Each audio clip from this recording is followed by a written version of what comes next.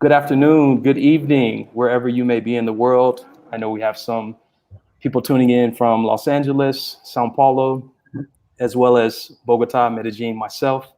But I would just like to welcome everyone to this webinar with the UCLA School of Law. I am Jim McCrary. I am the founder and CEO of TalentoTotal. We are a nonprofit organization, primarily based in the United States or incorporated in the United States, but much of our work takes place in Latin America, working with Afro-descendant and indigenous young professionals, students as well, to help accelerate their careers and change the diversity and inclusion landscape across Latin America and the United States. So we look to empower young professionals to go pursue MBA and LLM degrees in the United States and Europe. And we're happy today to have two special guests from the UCLA School of Law, two former students and also graduates of the institution, and also Black women. So we're going to get a unique perspective today as we dive into things or all things UCLA.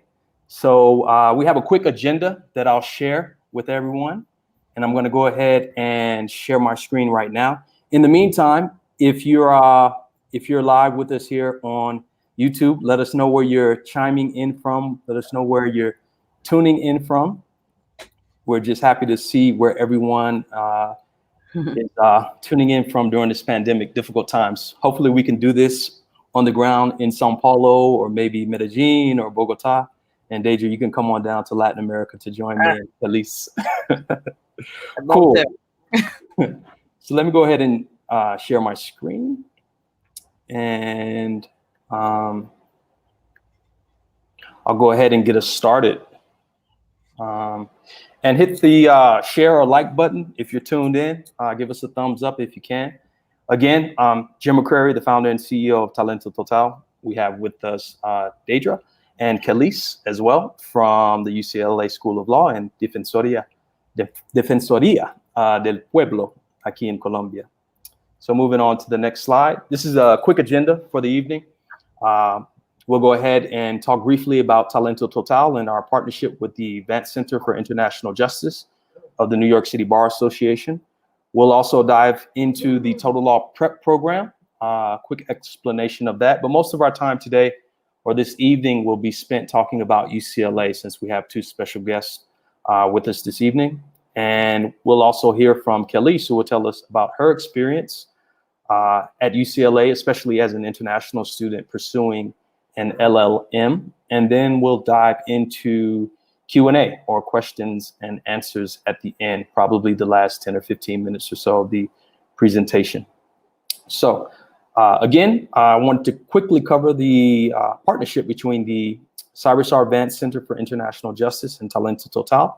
So about a year ago, on a visit to the State Department, I had an opportunity to be connected to Jaime Chavez-Alor from the Vance Center in New York City.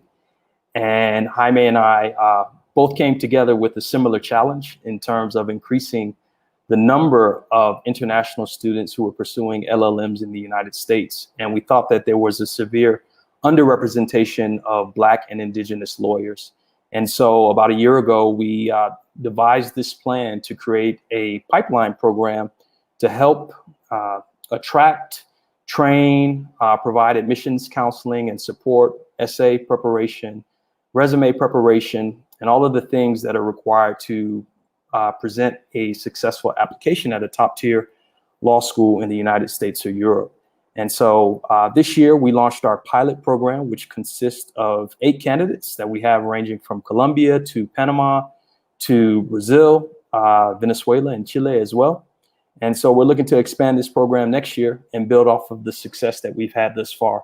But one of the key components of the program is ensuring that our candidates really understand the programs that are out there. A lot of times we may come from backgrounds where we don't have the exposure to really know about all of the top schools in a country or in a region. And so one of the purposes of this event is to learn more about another institution that has done fantastic work for many years, producing great lawyers in a very interesting and compelling region of the United States, particularly in California, in the city of Los Angeles. So again, kind of covered this Again, we're looking at all of Latin America in terms of pursuing Black and Indigenous talent, with a focus on preparing these young individuals to pursue LLMs in the United States and Europe. And the idea is that these individuals will return to their home countries as lawyers with fantastic experiences abroad, and bringing a lot of legal expertise back to their law firms, back to their organizations, back to their companies, and also changing the diversity landscape across Latin America so that we have greater representation from Black and Indigenous lawyers in leadership and in the private and public sectors.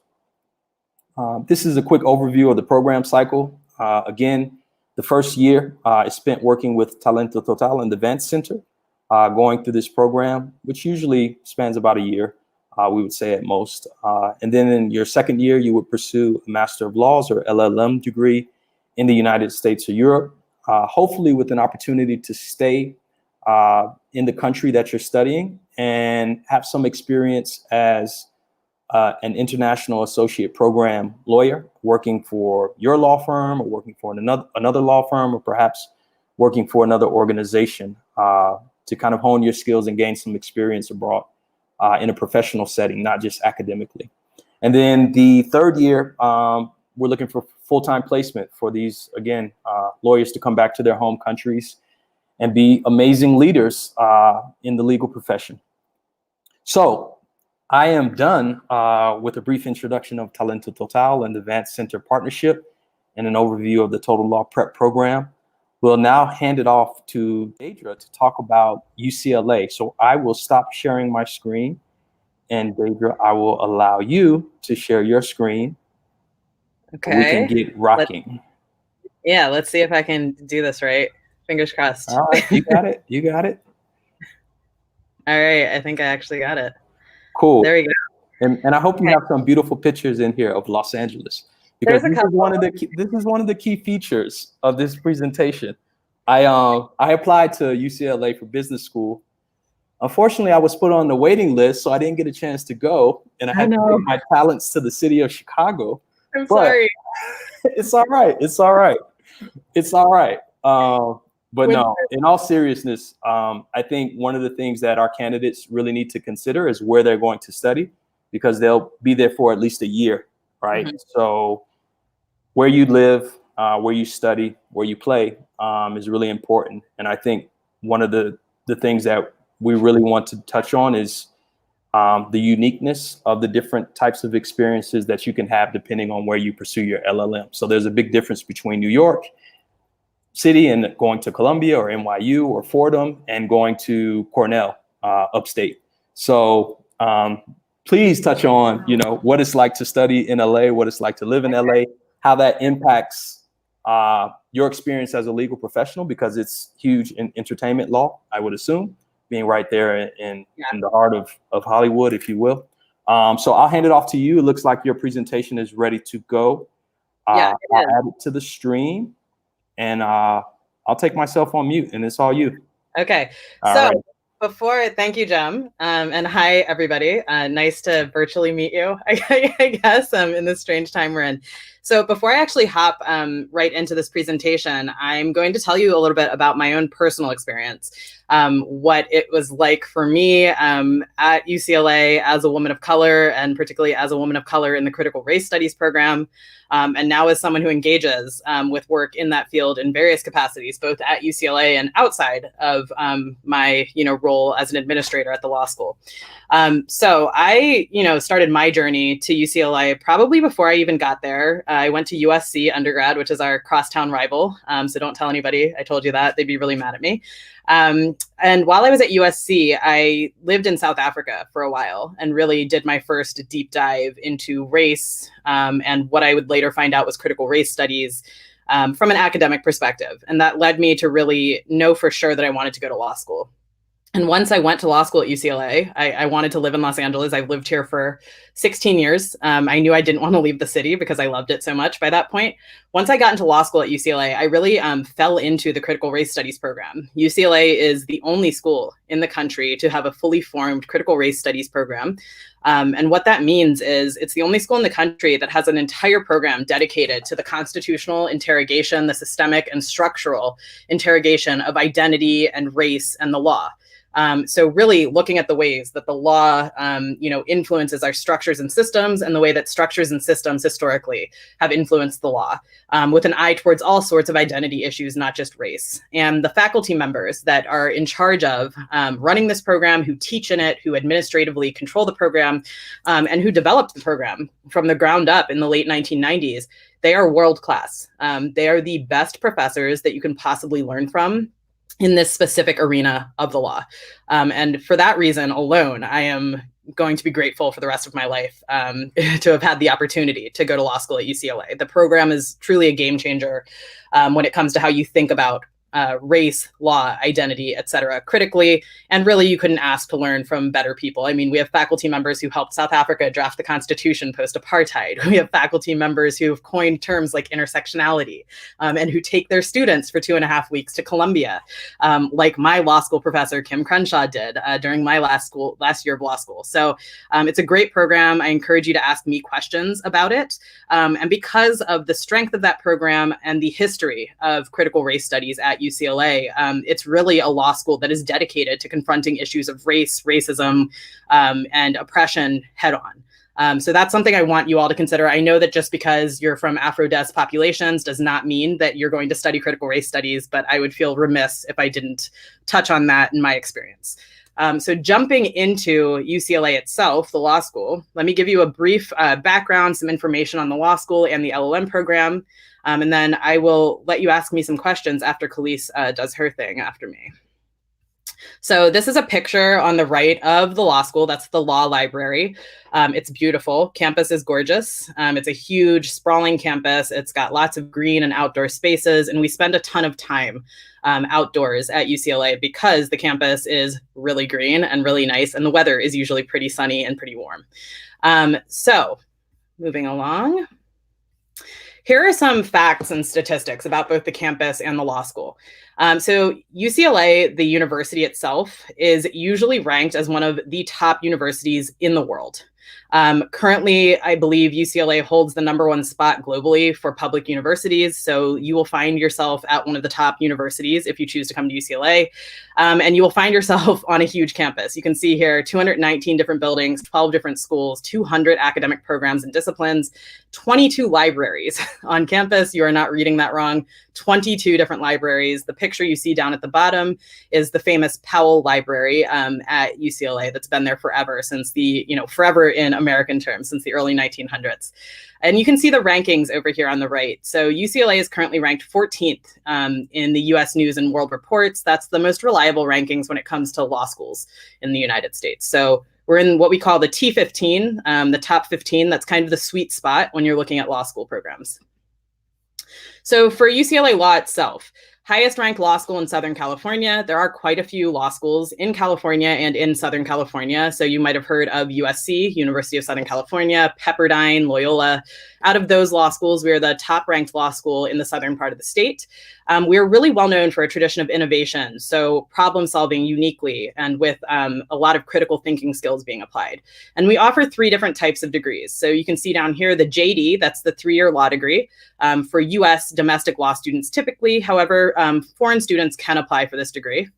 We also offer the LLM, the Master of Laws degree, and that's the 1-year program that I'm here to talk to you about and that Khalees did and that she'll give some more information about.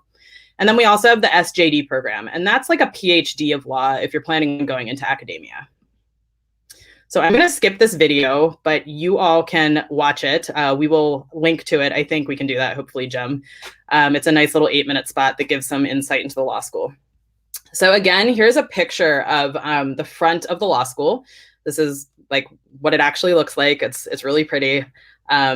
9-month program. You're going to be in the United States academically for a year, so an academic school year. We always start in August, we end in May. We're in a bit of a funky year this year because of COVID, so we actually do have 2 start dates this year. We started a class in August, we're starting another one in January. Normally we don't do that, but because of COVID we did, and we might do that next year as well, depending on what happens with COVID. As far as course requirements, so you're required to take 22 units, which is about 3 to 5 classes per semester.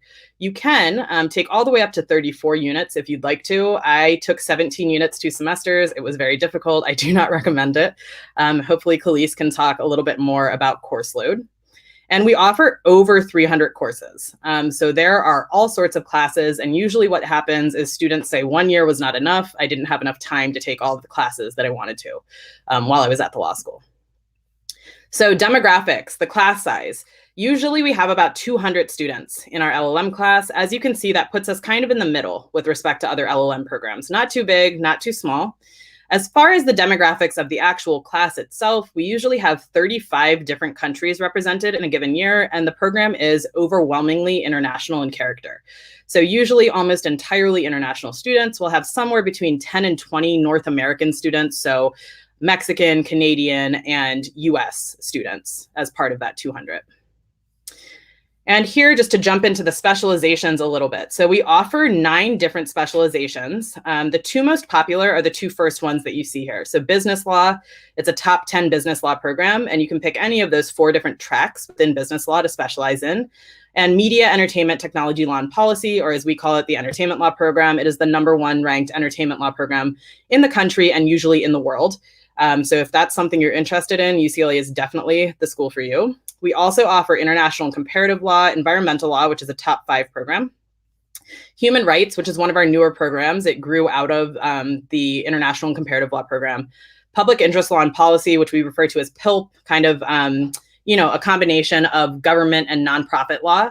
Law and Sexuality, which works closely with the Williams Institute. It's a big think tank on campus dedicated to LGBTQ+ issues. Critical Race Studies, which is the program I did that I was talking about earlier, and Law and Philosophy.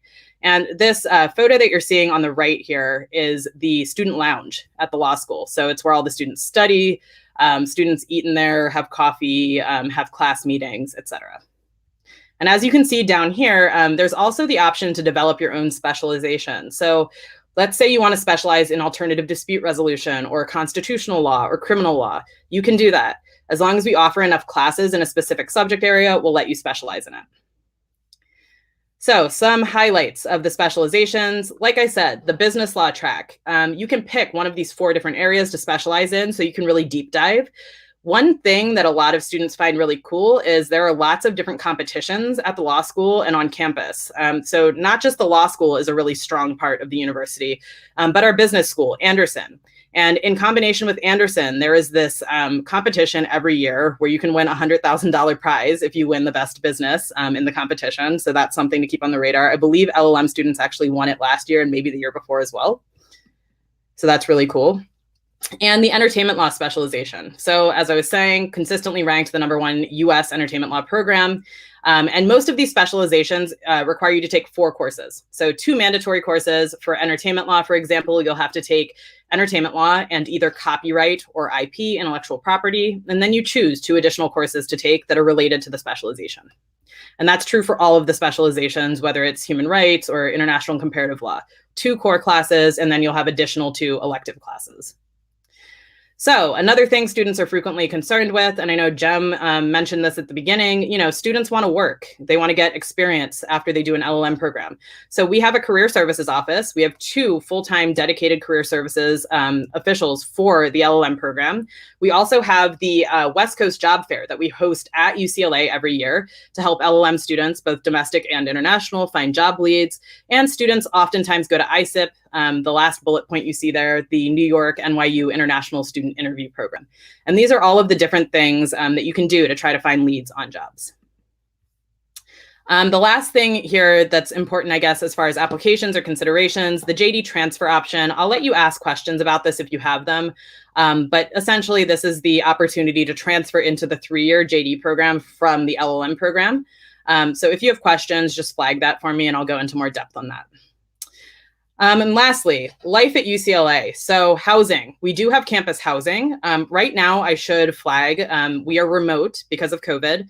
Most universities in major cities are remote right now in the United States. I am sure the same is true for a lot of schools in Colombia and in the rest of Latin America. So, ask us when you're planning on applying what the situation is with COVID, and I will happily have a conversation about whether we're remote or in person at that point and what we plan on doing in the future.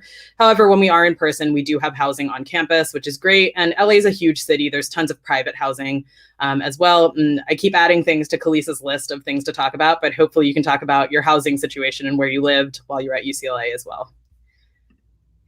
So importantly, money. Everybody wants to know how much the LLM program is. Here are the statistics. Don't freak out just yet. We do offer funding options. So under potential funding options down here, we offer what's called the Dean's Tuition Fellowship. The Dean's Tuition Fellowship is up to a 50% or a half scholarship, so about $31,000. There are also specific funding options available to Afro-descendant and indigenous populations from South Africa and from Latin America. So if you're interested in learning more about that, please ask me or contact me after the presentation. We can talk about that. It is only for certain specialized courses of study, but it's something I'm more than happy to talk to you about. Lastly, I keep saying lastly, and it's not lastly. Next steps, so applying for the program. If you want to apply this year, the application will be up until February 1st of 2021. If you want to apply for next year, so for 2022, to start in August, the application will be up from September through February. And you can contact this email address down here, or me. My last name is Staten, and I can try and put it in the chat for all of you so that you can email me after this presentation. So one more pretty picture of campus there before I stop sharing. And I'm going to hand it off to Khalees, who can hopefully remember all of those bullet points I flagged for her to discuss. Sorry about that. Okay. So hello, everyone. I'm so excited being here with TalentoTotal UCLA Love School. UCLA is my second home, so I really love my school. So I have a great experience when in UCLA, actually before going to UCLA. So before going to UCLA, I went to USC to study English law program. So after that, UCLA offered me one dean fellowship that was so good for me. I really recommend you to prepare a great application in order to get a scholarship. So when doing my master, one second. It seems like I don't know if you hear that, Deidre. Is your is it I was just in about to say broken? it, but it seemed like it cleared up literally a second before you said the one. Okay. All right. Let's see if it works. And Kelly, if it isn't clear, are you able to hear me? It's better. It's better now. That might be it. Okay. There we go. Sorry, it was guys. trapped. Okay. Hello, everyone. I'm ahead. so Sorry. excited being here with UCLA Law School. That is my home. And actually with TalentoTotal, that is a great program that I'm supporting since 1 year ago in order to provide opportunities to African descendants and indigenous people that want to go to study one LLM program in the US. I really want that you consider the option to go to UCLA because it's a great school and you are going to get very nice opportunities when doing the LLM program and actually after finishing the LLM program. So why I select UCLA? So after finishing actually my English law program at USC, I realized that UCLA is the best school of law in California. Actually, UCLA is one of the top law school in the world. And actually, UCLA offered me one dean fellowship that was so good for me because money matters when you are selecting the school in the US. And I think that if you have a very good profile, you can get a very good opportunities, good scholarship from UCLA. So you should think about it.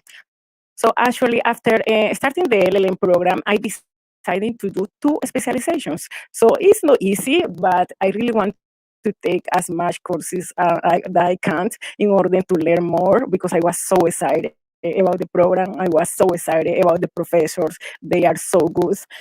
I wanted to take advantage of that. So I specialized in the international law and comparative law, and actually I specialize in the critical race program.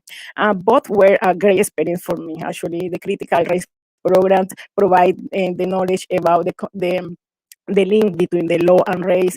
And actually, I think that is very important for us that are attorneys, and we always need to think about race resistance in all the fields that we are working.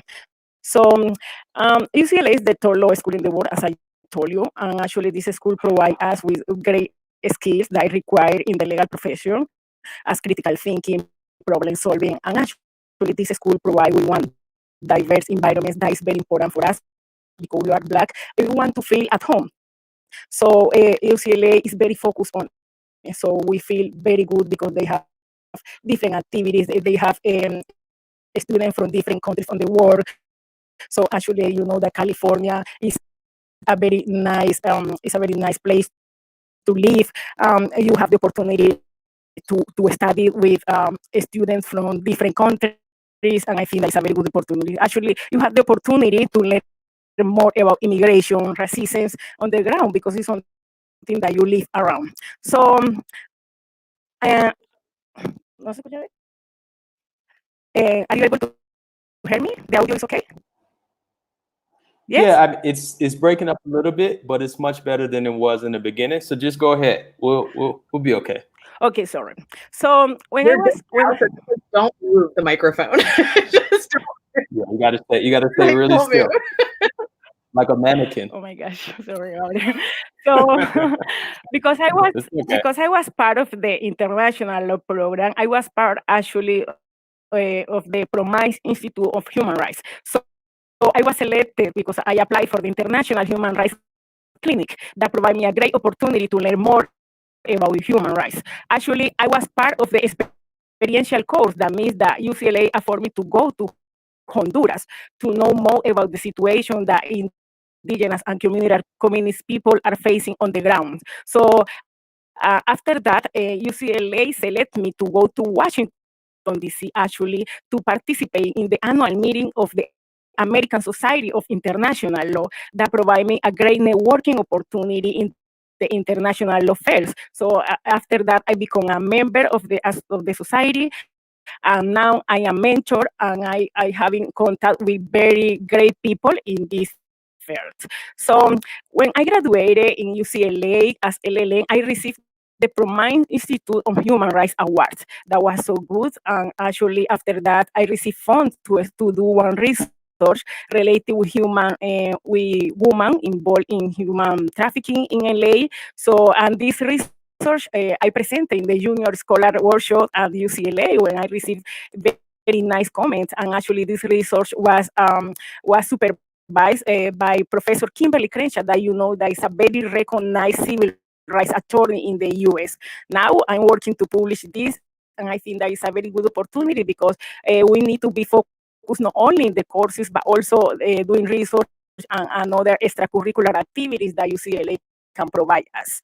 So when I finished this, the LLM program, UCLA made one agreement between like UCLA and the Organization of American States. That means that I was selected as a UCLA fellow to go to the Inter-American Commission on Human Rights and as a fellow in the rapporteurship on African descendants and against racial discrimination. That was a great opportunity because I worked for this rapporteurship, and also I worked for the rapporteurship on economic, social, and cultural and environmental rights.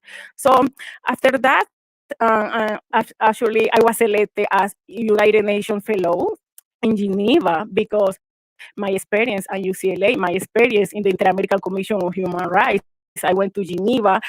This allowed me to learn more about international law and human rights. In this process, I learned a lot from Professor Tendaya Shumi, that is professor at UCLA and is a special reportership in resistance, actually. So UCLA offered me the opportunity to take different courses like comparative environmental law, the law of the sea. I really love this course because the issues that Colombia have with Nicaragua related with the sea. I took international justice course, civil rights, international public law, international human rights law, and other courses. So after my LLM, actually, after finishing the fellowship with UCLA and the Inter-American Commission, I work in one law firm in Washington, D.C. That was a good opportunity because I was doing like pro bono work, and I have the opportunity to be involved in police violence cases, human rights cases. That was so nice to combine litigation skills with my skill related with critical race and another. So uh, after that, I returned to Colombia after finishing my permission to work in the US, and I started working like as a legal advisor at the National Land Office in Colombia, and actually as a legal advisor at Defensoría de Pueblo, that is the national human rights organization in Colombia. And actually, I'm supporting Talento Total, that is a great program. I'm a mentor in UCLA, and a mentor in the American Society of International Law, and I continue being involved with UCLA, with the professor in my research and in different activities, because I think that this school is providing a lot of opportunities for the alumni, and I think that it matters a lot. So I really want to tell you that UCLA is a great opportunity, and not only for studying to get more skills in the legal fields, but also to have fun. I think that Los Angeles is a great city, and the place where you are going to live matters. I remember that one friend told me, "Hey, I select this university.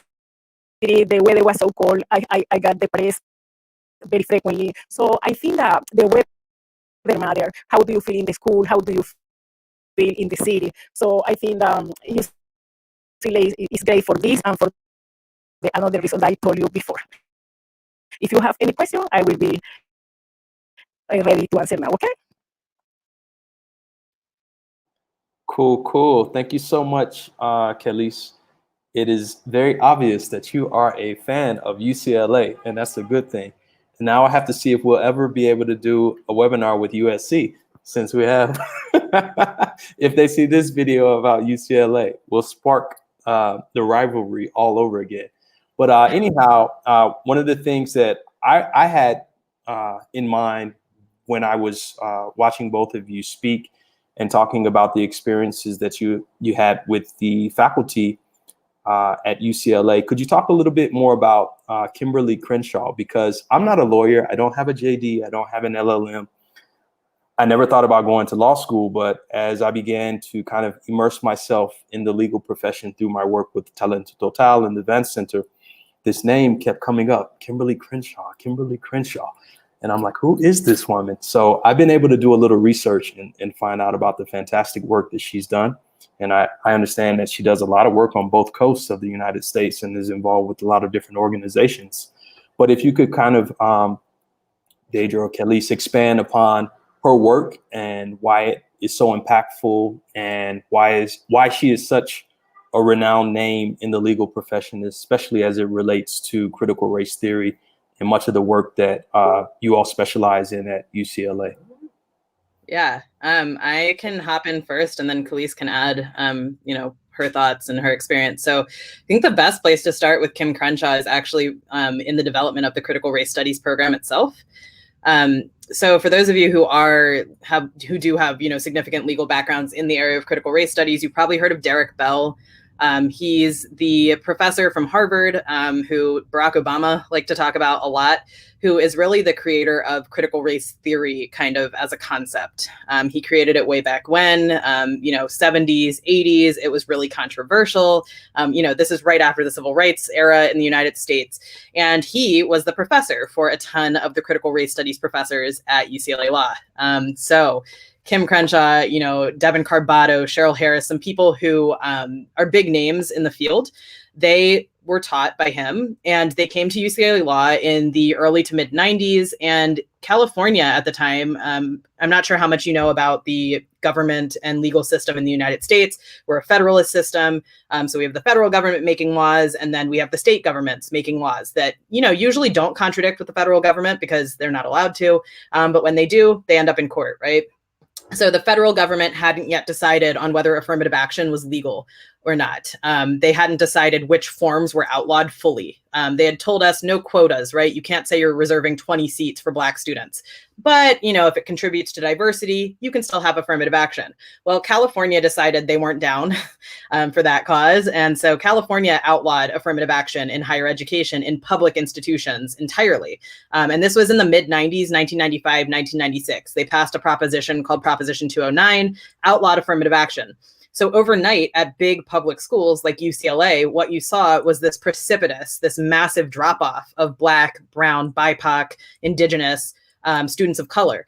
We went from having quite a few students of color to having virtually none the next year at the law school. And you have all of these Black and brown professors who were taught by this guy, Derek Bell, who are like, I did not sign up for this, right? They're like, what's happening here?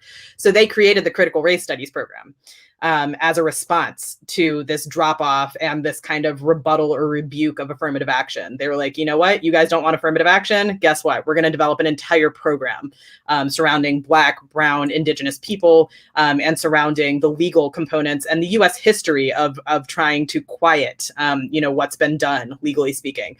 So that's, you know, Kim Crenshaw played a huge role in developing that program. And just before this time, you know, she had already kind of started gaining some acclaim and some fame as less an attorney, I would say, and more a commentator and writer, legally speaking, around a lot of these issues. So she is an attorney. She's a big deal civil rights attorney, but she's really famous for intersectionality, for the term that she coined, capturing the idea that a person is more than just the sum of their parts. I am not just a Black woman. I am a Black woman. And that thing in and of itself has meaning, right? I am discriminated against because of that unique identity, the point that that identity holds on the continuum of oppression. And looking at just my Blackness or just my womanness is not enough.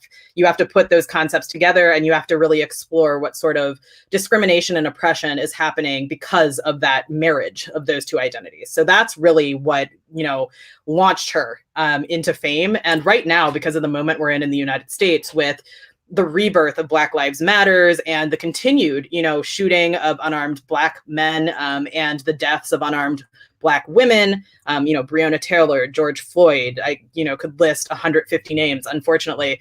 Because of that, you're seeing Kim Crenshaw, Devin Carbato, the other professor I named, Cheryl Harris on CNN and NBC and NPR, major news sources in the United States over and over and over again. So that's how big of a deal these professors are, Kim Crenshaw included. They're on the biggest news stations in the country, you know, federally across the country. No, thanks for that explanation. And I know that will definitely resonate with many of the candidates in our program this year, as well as other Afro-descendant and Indigenous lawyers from Latin America who are also experiencing similar challenges in their home countries as it relates to race discrimination. Affirmative action is a very big issue in Brazil today because it's fairly recent from a legal perspective. So this is all, you know, fantastic to learn about and kind of see the overlap and connectivity to many of these issues as we go from country to country and not look at them purely through the lens of you know, an American or the American context. It's very global in nature.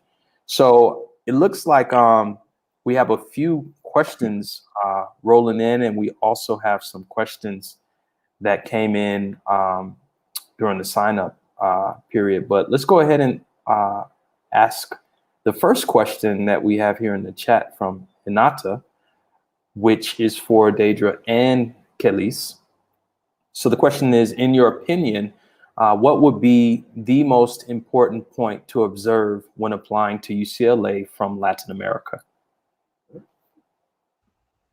I think maybe Kelis, do you want to talk a little bit about what your application experience was like and what ended up being important to you as you applied to the law school? Yes. For me, it was so important that UCLA is very recognized because of the diverse environment that this university provides. I think that when you are studying, you have a lot of pressure, and it's very important how the school makes you feel. So this was great for me.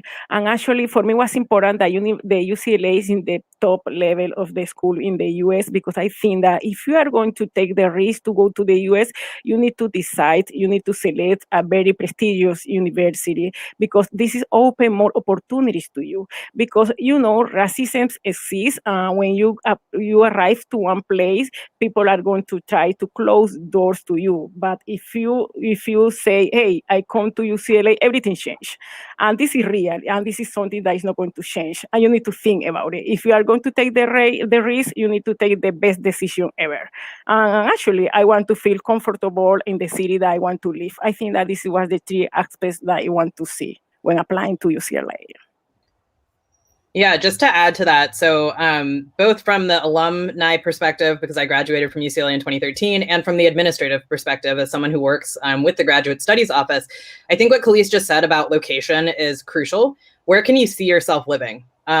There's a very good chance that you might end up staying for a little bit in the city that you're in after your LLM program. So you want to think about, where can I live? Where can I see myself?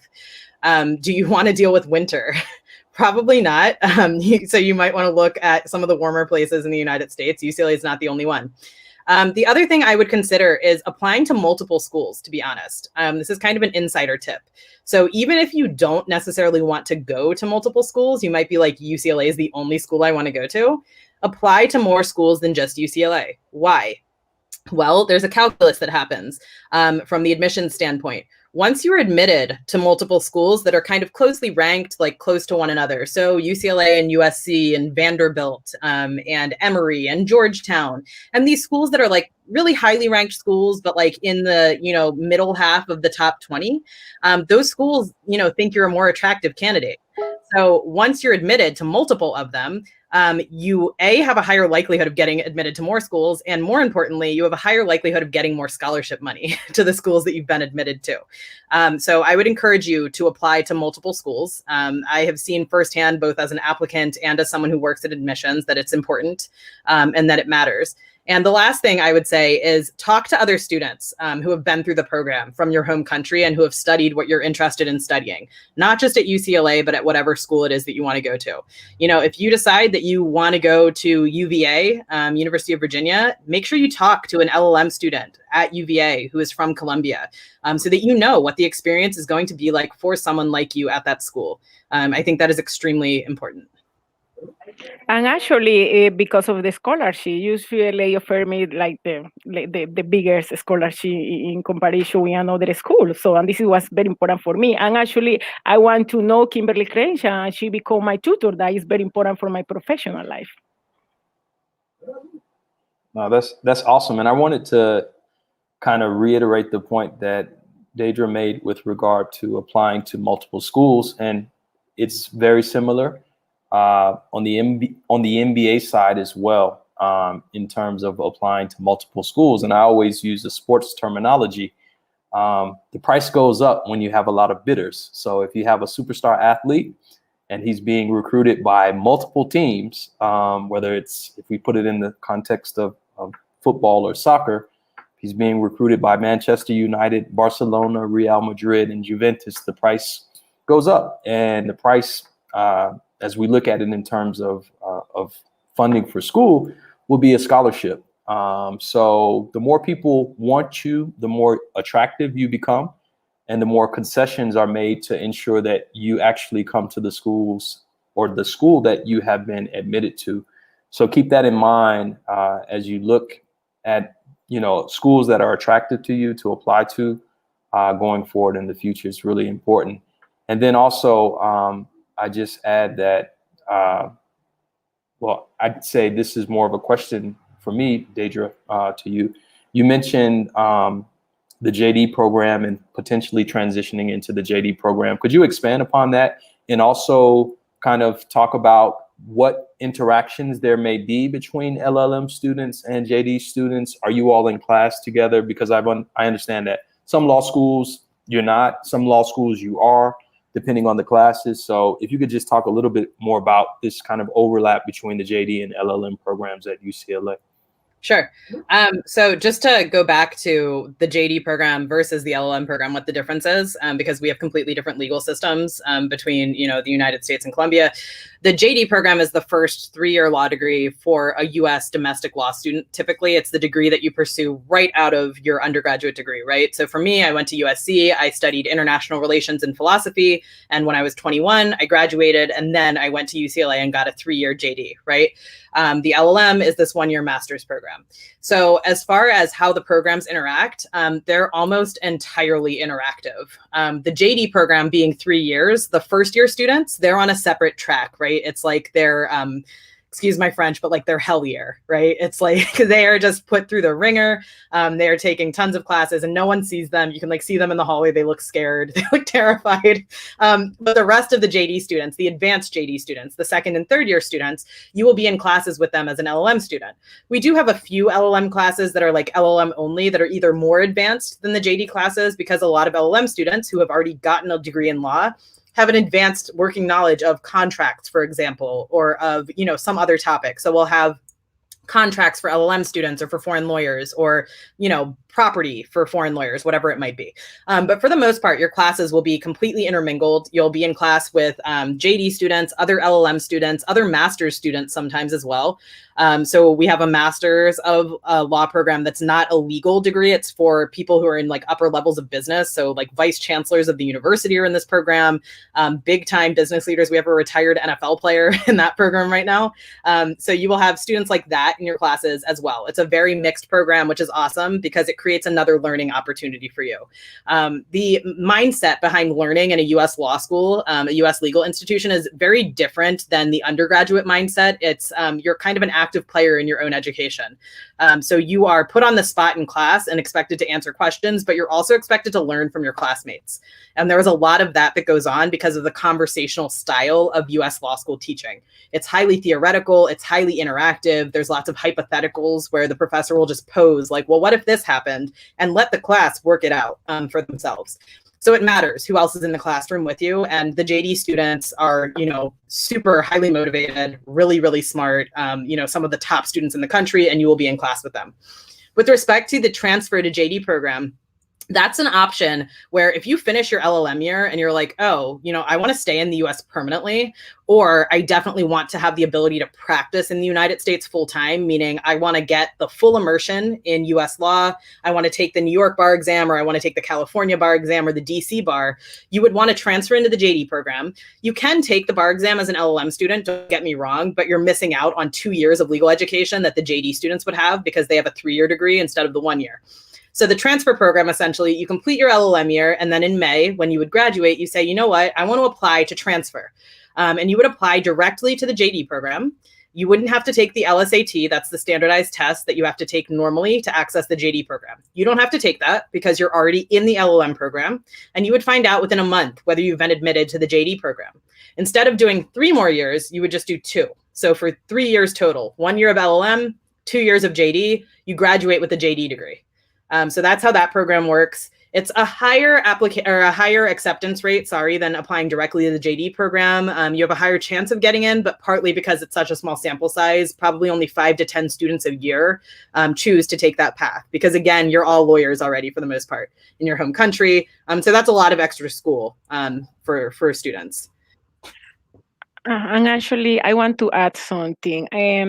When you are taking courses, you not only study with another JD student, but also with PhD student from the another program. I think that's a very great opportunity to share experience, and you can learn from there. And also, you can go to programs, courses, or events from another program. I used to go to the International Relations program, and I remember that I went to see Condoleezza Rice when she launched her book. That was so nice. I really love this school and used to go there. And actually, UCLA Law School has different events every day. You have one free conference where you can get free food, you can learn a lot, and you can do a lot of networking.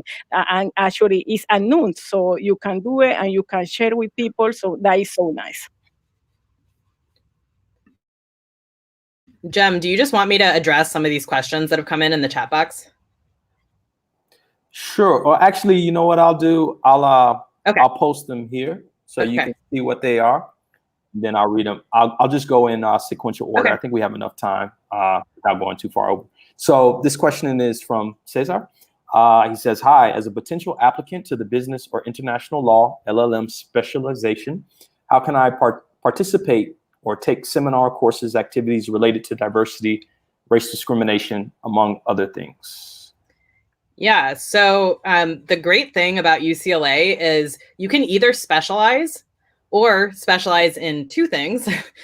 So you could do a dual specialization in business law, for example, and critical race studies, or you can choose not to specialize at all. You can do a general course of study and kind of pick and choose which classes you want to take. It's an incredibly flexible program. So basically, your only requirement as an international student is to take the introductory course. It's called Foreign Law in a Global Context. And you sit for that course and you then take whatever you want. It's entirely open to you. So you can do that, do the general course, or you can do one specialized course of study or two specialized courses of study. And related to that, you can also take a bar course of study. So you'll tell us when you come into the program, hey, I want to do business law. I also want to sit for the New York bar. You will sit down with me. Khalees did this many times trying to figure out her schedule. She was in my office every other day for about 2 weeks. You will sit down with me or with Vic Telesino, our director of admissions, and we'll say, okay, you want to take the New York bar. Here's a form. Fill this out and we'll make sure you get enrolled in all of the right classes. And that's one of the great things about specializing. We priority enroll you in the classes that you need to graduate. So you don't have to like fight with other students to get into those classes. Cool. All right. Next question is from Wilmer. How is UCLA facing the challenge of police abuse in the context of discrimination? And I guess this would be applying to California. The heavy hitting questions. Okay. Yeah. So a few different ways. So this is one of the times that having critical race studies at UCLA is huge and very important. So they are constantly having events surrounding these issues. Actually on YouTube right now, if you search UCLA critical race studies and policing, they just did an entire webinar with some of those professors that I talked about that is amazing. It's about an hour and a half long. Laura Gomez, who was one of the deans of the law school, as well as Devin Carbato, Cheryl Harris, and Tendai Achiume, who Khalees mentioned. She's the special rapporteur on xenophobic discrimination for the United Nations right now. They're all on that webinar, and they're an amazing source of information. So lots of events like that are happening constantly throughout the semester. And to be frank, UCLA has been just kind of a major mouthpiece for those issues because of the students and the professors that are at the law school. So you're hard pressed to find a panel of experts without a UCLA professor on it when it comes to these issues, because they're the best people in the country to talk about these issues. Awesome. Next question is from Fidel. Thank you, Deidre, Khalees, Jem. I'm very excited about your business law highlight specialization. What do you think makes this specialization recommended area at UCLA? Yeah, so the business law specialization, it's a top 10 business law specialization in the United States. It goes in and out of being top 5. You get to take classes not just at the law school, but at the Anderson Business School if you choose to. You can take one class outside of the law school for course credit, which is amazing. It's a very well-known business school. And I think it just, attracts some of the best and brightest minds who want to study business law and who teach in that arena. So for those two reasons alone, the people you will be surrounded by in the classroom and the people who will be teaching you in the classroom are some of the best of the best.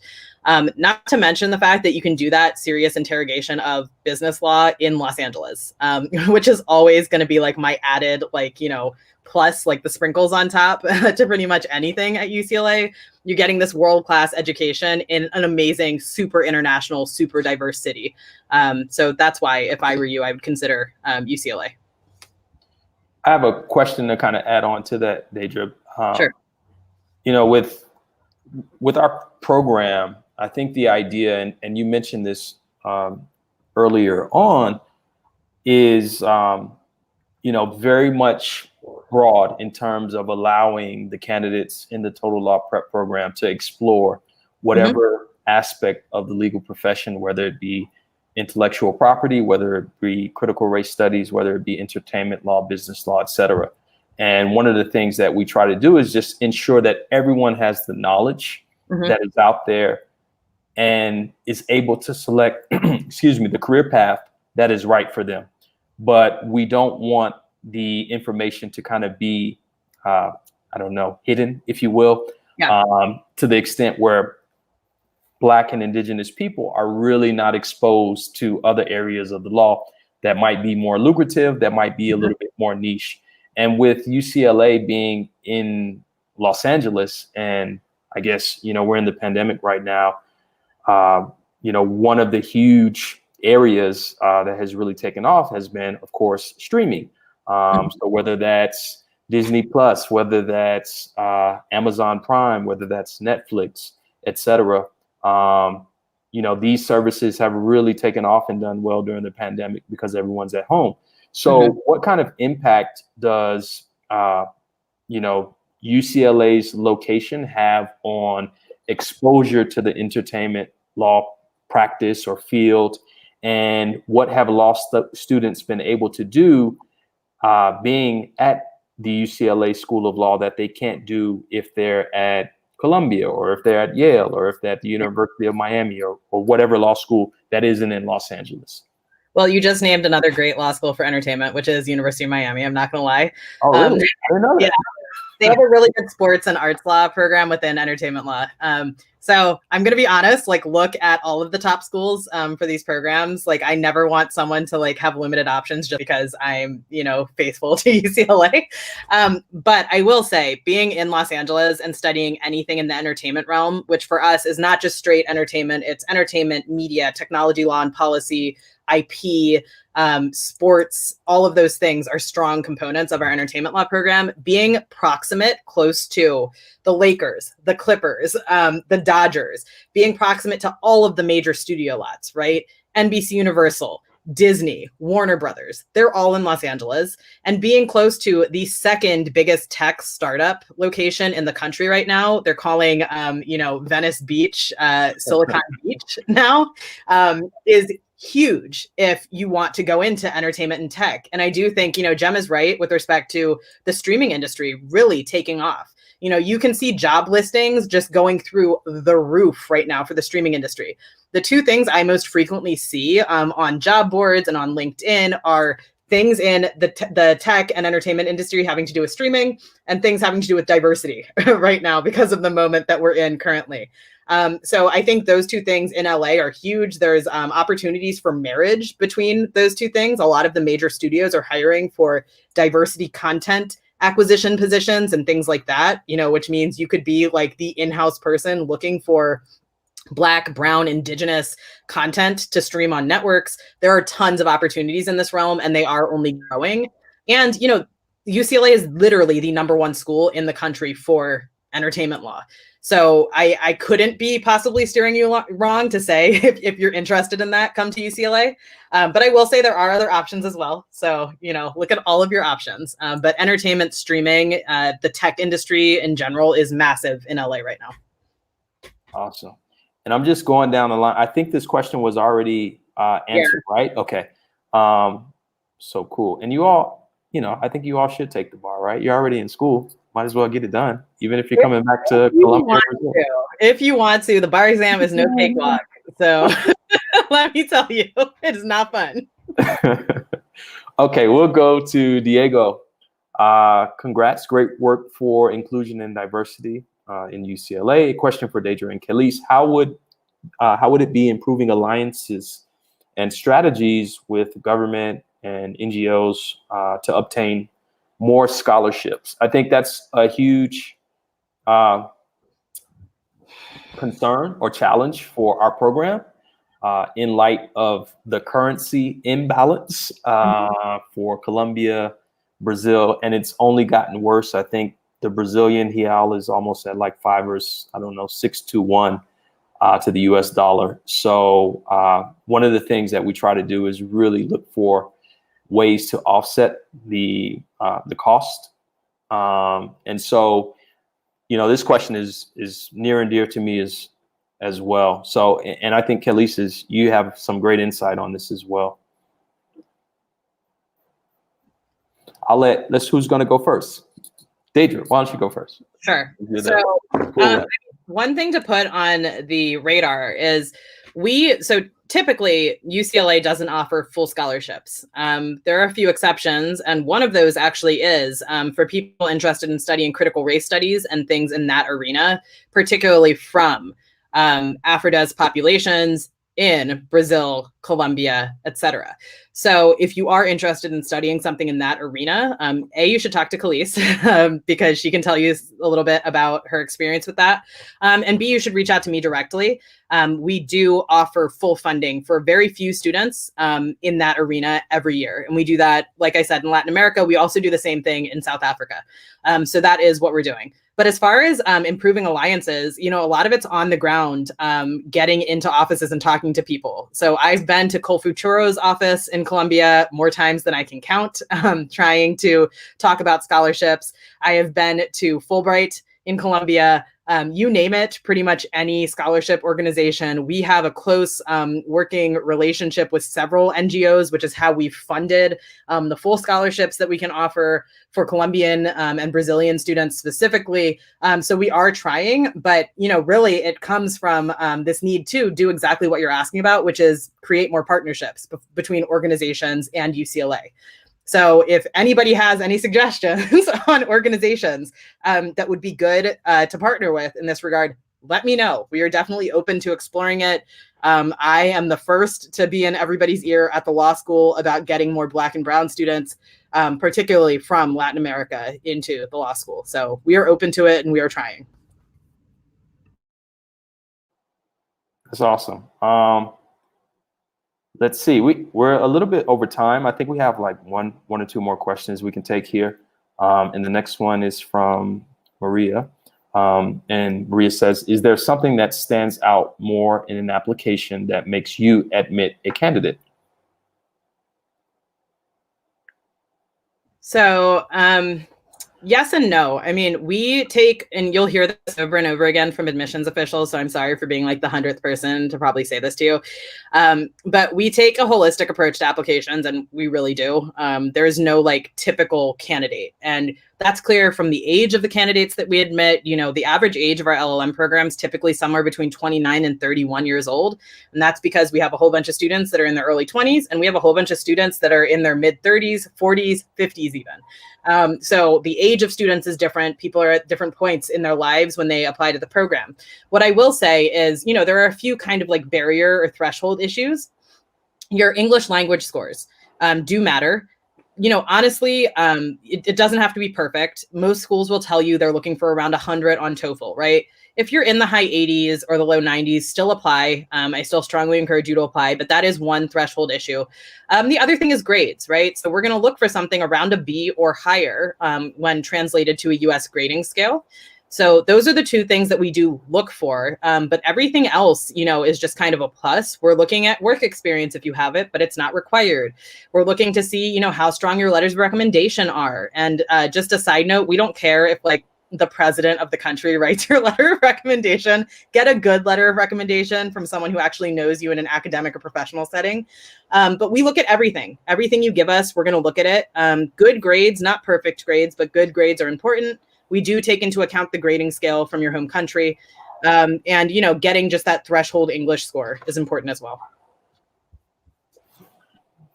Cool. I think that's it. Do we have any more questions from anyone? If you have a question, you could leave it right here. If not, I think we can go ahead and wrap things up. The session will be or is being recorded.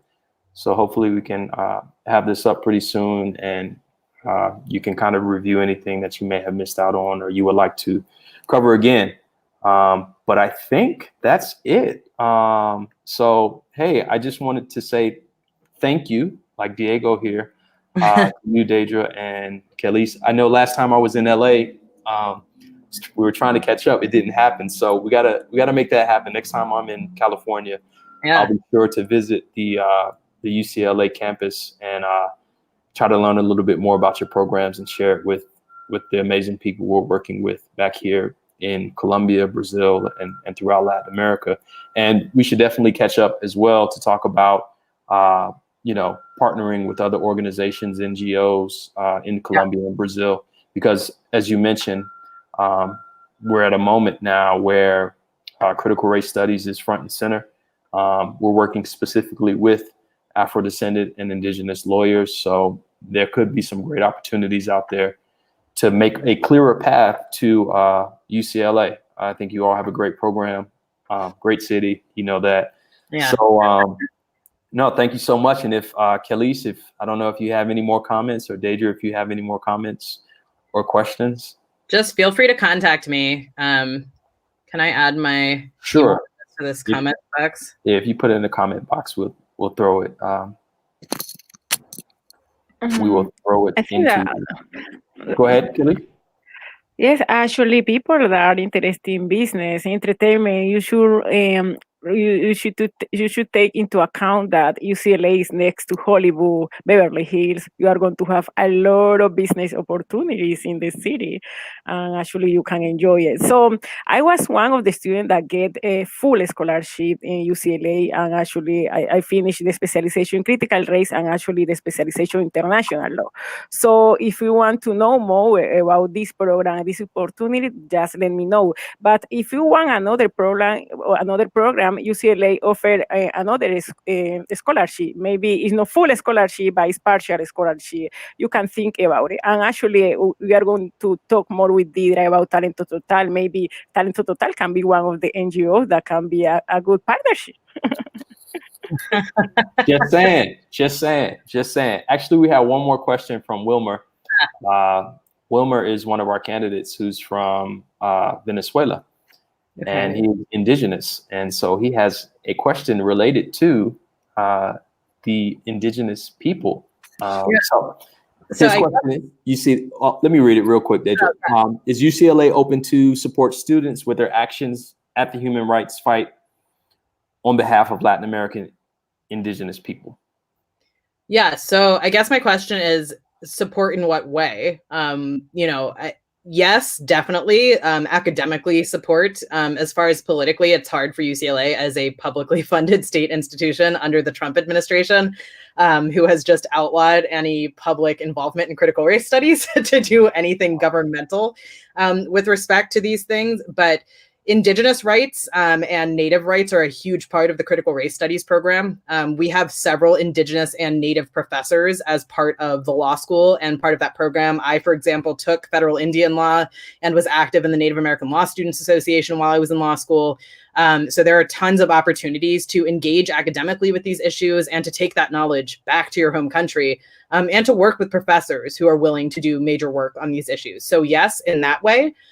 If you mean in some different way, I'm not sure. I would have to know exactly, what you're asking. Hopefully that's somewhat helpful. Cool. Well, I think we're going to go ahead and wrap things up. Got a few thank yous from everyone here who was able to participate. And as was mentioned here, I'll go ahead and post Deidre's address again. Make sure you copy that down. Send her any questions that you may have.